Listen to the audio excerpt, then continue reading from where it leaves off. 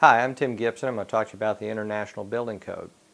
The International Building Code is the main building code that's been adopted by a majority of the country. And kind of the history behind it is that several years ago there used to be three organizations that developed building codes across the country.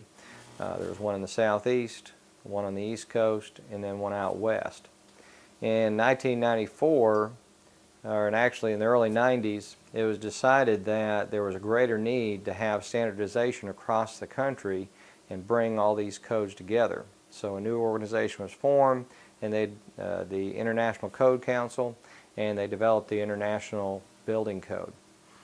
Now primarily the International Building Code applies to commercial construction, but there is also an International Residential Code that applies to single-family homes or multifamily homes, such as duplexes.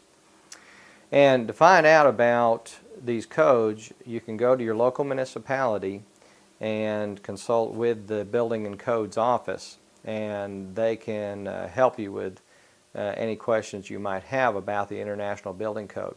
But there are several main areas that it covers.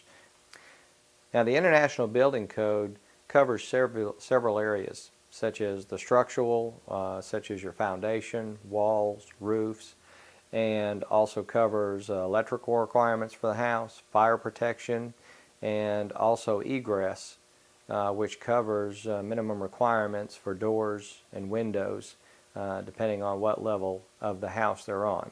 And there are several other areas that it covers. But again, the International Building Code was developed in order to provide a consistency across the nation for all homes that are built.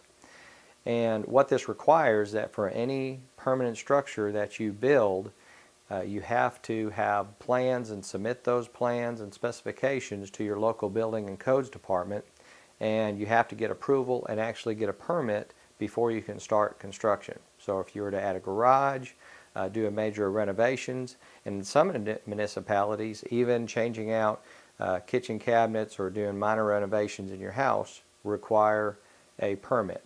So before you start any major project, you always want to start with your Building and Codes department, let them know what you intend to do, and they will be able to help you know what you need to do to require the right permits. So I'm Tim Gibson with some information on the International Building Code.